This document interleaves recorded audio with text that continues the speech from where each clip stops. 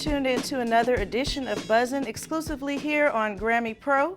I'm your host, DJ Moonbaby, here at the lovely Artform Studio in downtown Los Angeles.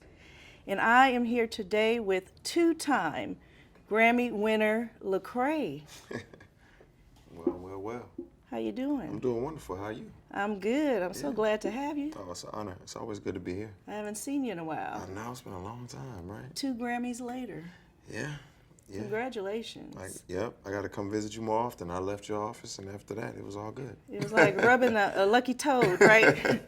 Yeah. But no, this year you won again in CCM Best Performance Song. Yeah. And congratulations on that. Yeah, it was beautiful, man. 3 nominations, 3 different categories. So I'm on, I couldn't be, happier. Couldn't be more proud. And nominated in Best Rap Album. Yeah, that was big. That's a big crossover for you. It was huge. And I think that was really special to me, because to me that was a testament of diversity within, just music in general and hip hop, and it's necessary, especially in the kind of perilous times American culture's in, just being able to have substantial lyrics that present the culture with dignity and, upright. So I thought that was good. And you have won in Best Gospel Album. You were able to cross over. What do you think you attribute that to? I think it's just being, honestly yourself, being who you are, and just trying to make good music and not really worrying about, I think sometimes a real artist who just focuses on making good art is going to transcend categories at some point in time. Elvis won all his Grammys in gospel. I think a good artist can just make good art. And if you're expressing who you are, what you believe in and what you stand for, it's going to come out, and hopefully it'll rise to the top. I think good music always prevails, bottom line. No matter what gimmicks you put on it, whatever you do, you always rise to the top of the crop. Yeah. And you're doing what you're passionate about and you're good at. Absolutely. But you're breaking barriers. On the Billboard chart, you crossed over #1 on Gospel Album and #1 on the 200s. Yeah. And that's unheard of. I know, it's weird, man. Independent rap and gospel is just kind of like sometimes I have to step back and say, what is this? But again, to me, I think it's a testament of transcendence. You look at something and you say, man, what label do I put on it? Well, you've had this success, and you've really started, I guess, in the CCM space is what people feel like. You've been this chosen golden child of hip hop to fall into that space, which is not necessarily ever happened before. Sure. What do you think about your art and your performance puts you in that bigger platform than anyone else has been able to tap into? Yeah, I think a lot of it has to do with the networks, the live shows, and the performances, and who gets exposed to your music.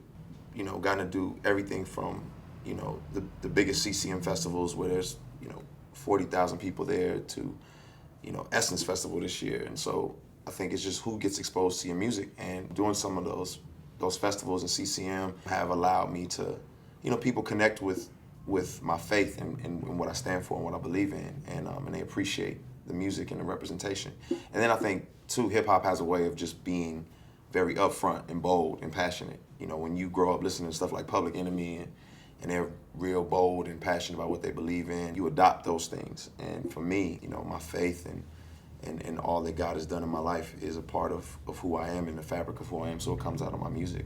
So you're not fitting in any boxes anymore. You've broken all the chains, it looks like.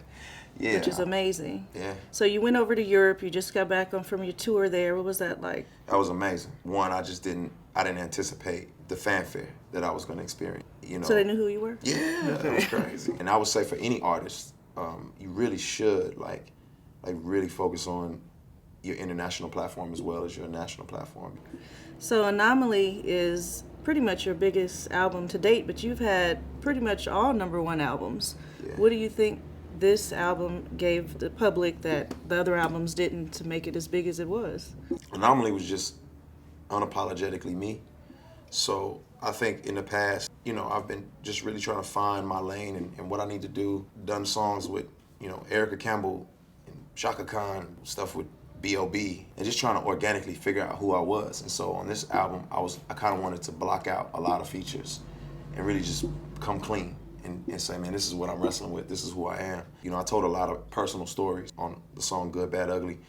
I talked about my past and abortion and molestation and stuff like that. And so I think people were really like, whoa, I can't believe he went there. But it's just me. These are the scars that I have, and I'm not gonna be ashamed of my scars, because my scars make me who I am. And a lot of people out there are wounded, and they don't believe that their wounds can heal. But I'm sitting here with the scars to show you that wounds can heal. So you recently wrote a piece in Billboard regarding the Charleston shootings that I read, and it was very impactful. And I just want to talk to you about why you wrote it and the place that it came from. I just don't understand how we can ignore things like Charleston, Ferguson, Baltimore. I don't know how we can ignore it, especially as musicians and artists. Mm-hmm. I think that type of stuff should be informing and inspiring our music, and not just us making more records that ignore the state of society. Right. Act like it's not happening, right. Basically. Yeah. Yeah, a lot of people like to turn the cheek, but you didn't do that, so I really appreciate that about you. Appreciate so you that. Also are writing a book, I heard, but tell us a little bit about it and when it's coming out. I'm writing a kind of like a prescriptive memoir type of thing. So it's really like, it's not like my whole life story, but it's like using my life to teach some of the lessons that I've learned. I had a lot of experience, like you said. I take home 2 Grammys, and a lot comes with that. You know what I mean? So that's a lot of work to get to that place. So just the trials and tribulations, the life lessons I've learned, childhood, so on and so forth, and just the book will be coming out later next year. So what did change for you after 2 Grammys? I think from the artistic community, a lot of times it affirms that, someone's making good art. I think sometimes people say, okay, well, maybe I should check it out, because if the artistic community has said, oh, we nominate this person or we appreciate this person's art, then it says, okay, well, let me check it out. Yeah, because I had never heard of Esperanza Spalding until, her first Grammy nomination, and then it made me investigate, and then I found good art, and have been a fan since then. And so I think that's helpful, and that's something that's happened for me as well.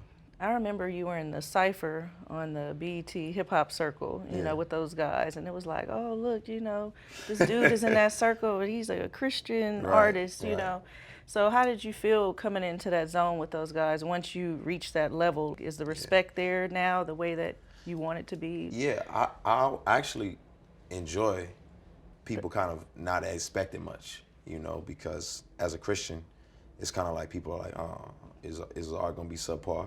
Hip hop and Christianity they don't just have this like great long-standing history. So I always love it, just to be able to. I appreciate the craft and the art. I love being able to come in and kill it. But I just don't understand why you can't have positive lyrics.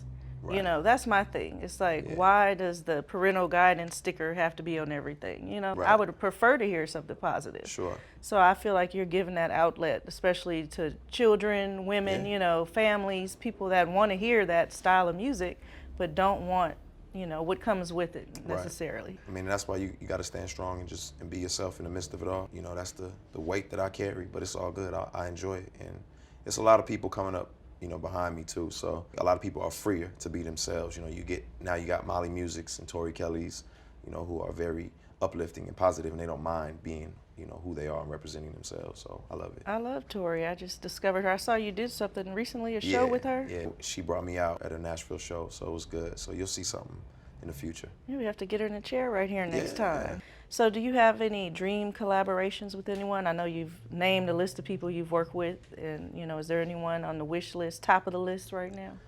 It's funny, just sitting in this record store, I'm looking at so many incredible artists that I would love to do stuff with. I mean, everybody, you got Lenny Kravitz, D'Angelo, Lauryn Hill, Dilla, man. So it would be amazing. Go back in time on that one. I know, right? All right, well, thank you for coming out, and we'll definitely look out for the book and go out and purchase Anomaly and all his catalog if you haven't heard it. And definitely we'll keep our eyes on you and keep counting your Grammys. Right on. But hopefully we'll see you in LA more often. Oh, indeed. Thanks again for coming through to Buzzin'. And this has been another edition with Grammy winner Lecrae. I'm your host, DJ Moonbaby, here at the Art Form Studio. Until next time.